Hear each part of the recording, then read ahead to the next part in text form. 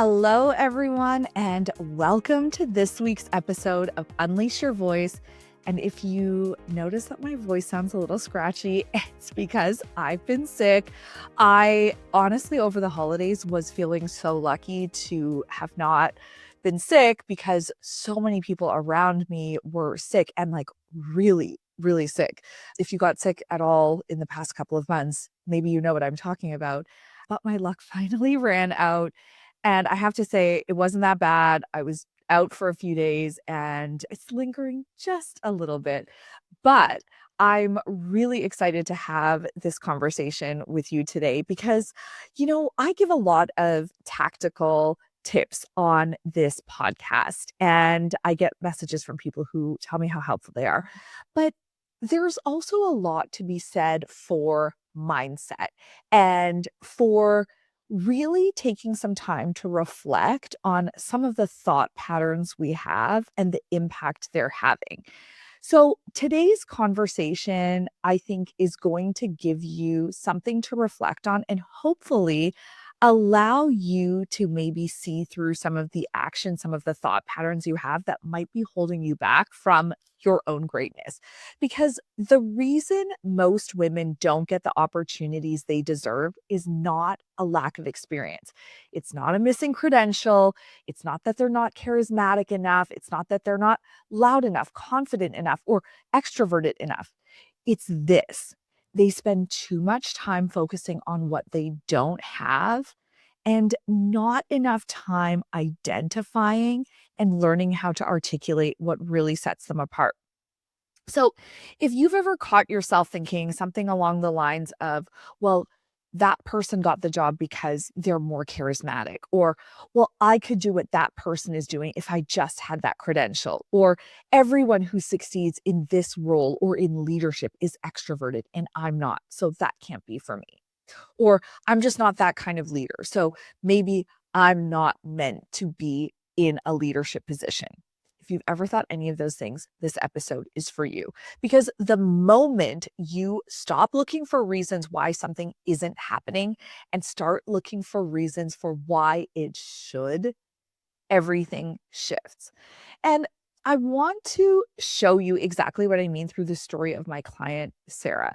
I know for me personally, well, you all know, I love stories. And I find that sometimes when we hear these abstract concepts, it's really hard to understand how to implement or how to do it in your own life when you don't know how someone else has done it. So I hope through hearing Sarah's story, you can start to identify opportunities to do this for yourself.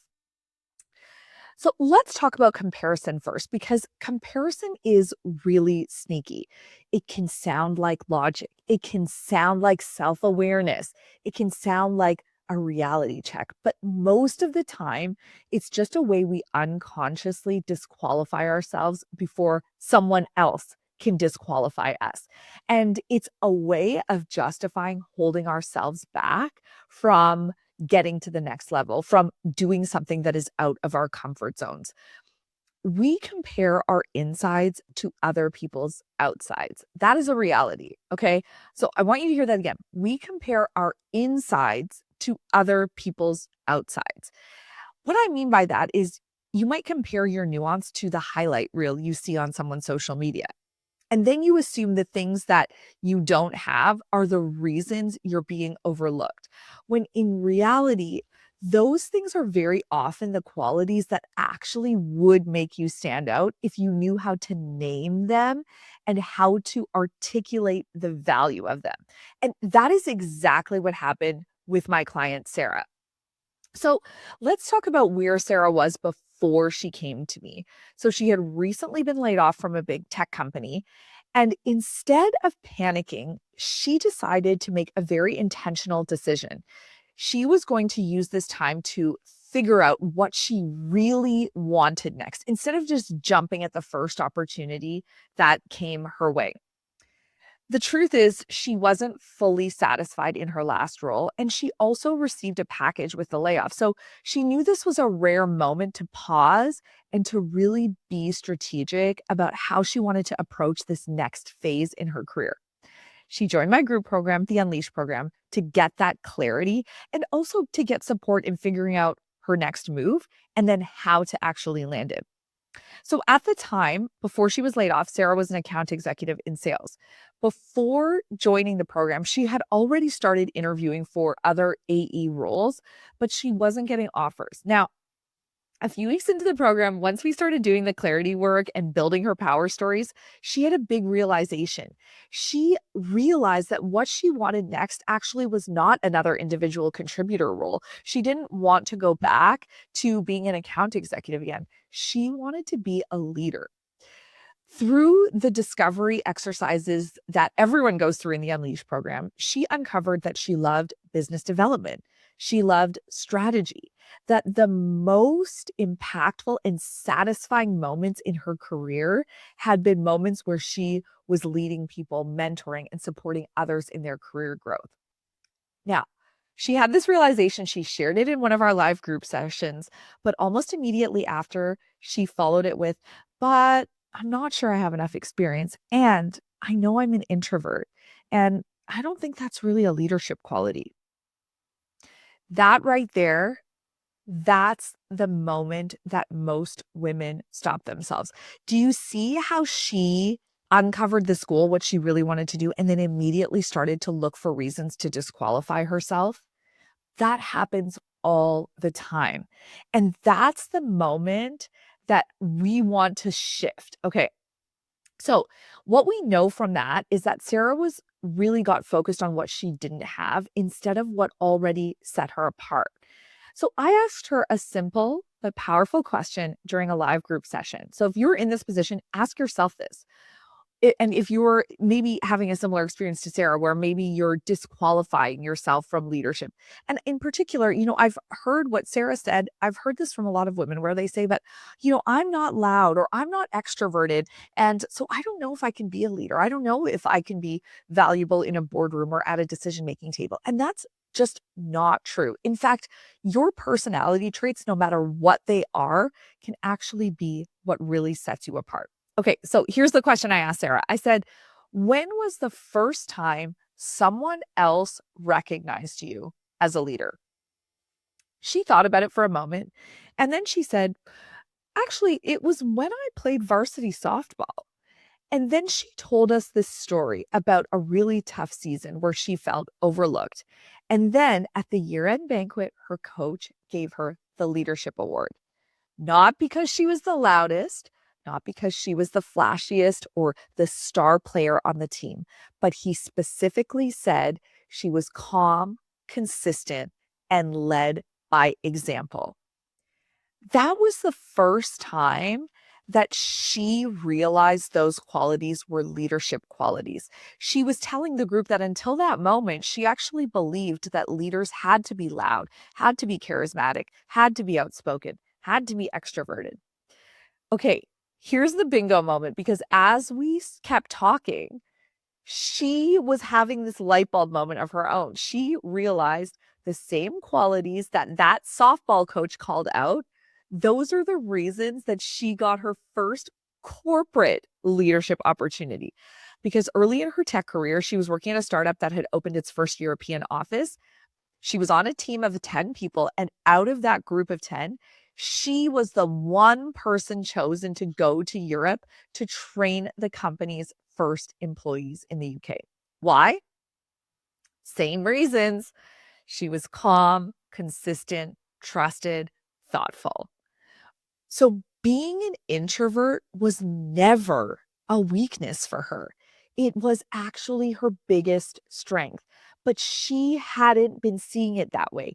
In fact, she was using that quality to disqualify herself from opportunities she was genuinely excited about, instead of learning how to articulate why this is actually her biggest differentiator. So once we saw that pattern, everything clicked and we built a brand new differentiator for Sarah. If you've been around for a while, you know what differentiators are in my world. If you are new here, hello and welcome. And when I say differentiator, what I often call core differentiators, these are the qualities that really set you apart. But at the level Sarah was at, where she's interviewing for multi six figure roles, You cannot have differentiators that are things like, I'm collaborative, I'm a team player, I'm adaptable. Those are entry level differentiators. You need to talk about yourself in a way that is elevated and sophisticated. So the differentiator we built for Sarah in this case was, I lead through calm and consistency. Okay, then we built a power story to answer one of the most common interview questions for leadership roles, which is, what is your leadership style? Okay, so I'm actually going to share this story with you so you can really see how we got from that moment of discovery, looking at patterns and key experiences in her history, to her answering that question, when was the first time someone else saw you as a leader, to then identifying this connection between that softball story and those leadership qualities, and then how she was seen as a leader in the workplace. We tied all of that together in this story that she used to answer the question, what's your leadership style? So here's how she told the story in that answer to that question. In the next interview she had after we built the story, she said, I'm someone who leads with calm consistency. I'm not the loudest voice in the room. I'm actually the person who thoughtfully considers all perspectives before I share my own. And the first time I saw the value of my leadership style was actually when I played varsity softball. We had a really difficult season one year, and at the end, I was surprised to receive a leadership award. And my coach specifically called out that I was receiving the award for being calm and consistently leading by example. Well, I've brought that same leadership style into the corporate world. It's why early in my tech career, I was chosen from a team of 10 to go to Europe to train the company's first UK employees. That experience is where I found my passion for mentorship. And I actually still hear from some of those people who come to me for career advice, even though that was 8 years ago. The reason my leadership style is an asset is because I bring balance to leadership teams. I'm the steady voice of reason you can always rely on. And I also see leadership potential in other non traditional leaders because of my own path. Isn't that a beautiful story and a clear, elevated way to answer that question? That's clarity. And that is multi six figure positioning right there. She used this story in her first interview for a director level role. Okay, remember, before she was an individual contributor, this was with the founder of the company she was interviewing for. So then she had, a series of other interviews. And then the last interview was with the same person who was in her first interview, the founder, and his co-founder. And he actually said to her, hey, Sarah, remember that story you told about leadership and your softball experience in our first interview? Can you tell that again in this next interview? Because I think it's really going to resonate with my co-founder. She did. She got the job. So after 6 years as an individual contributor, she landed a director level role because she learned how to position her experience. And that one thing that she thought was her biggest disadvantage, being someone who is more introverted, ended up being her biggest advantage and what really set her apart to get this job. This is what I mean by not letting the qualities you think are holding you back, hold you back. And instead asking yourself, but is this actually something that really sets me apart? Is this something that I should actually be focusing on as a differentiator, as an advantage, as something that really brings value? So if you've been telling yourself any of these things, I'm not enough for this, I don't have enough of that, people like me don't usually get those opportunities, I want you to really consider this. What if the thing you're trying to hide is the exact thing you should be leading with, like Sarah did? Because the problem isn't that you don't have leadership qualities, it's likely that you haven't learned how to name them, frame them, and tell a story in a way that lands. If you are listening to this thinking, okay, yes, that is exactly what I need to learn how to do, then you can actually uncover your differentiators and turn them into power stories, the kind that help you land those aligned six-figure opportunities in my digital course. It's called Power Stories That Land You Six-Figure Roles. And inside, I walk you through step by step, identifying what sets you apart, how to build the power stories using my framework, and learning how to articulate your value with confidence and clarity. So you build your personal power story bank and then learn those key strategic communication tips that will help you to stand out in job interviews.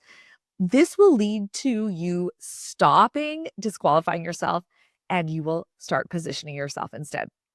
So you can find the link in the show notes because the goal is never to become someone else, right? With Sarah, we didn't change anything about her. We didn't embellish anything. We didn't make anything up. No, we leaned even further into the authentic qualities she already has. So if you're ready to finally own who you are, or if this episode resonated, or maybe you have a burning question after hearing all of this, you can always DM me on Instagram or on LinkedIn. I love hearing from you.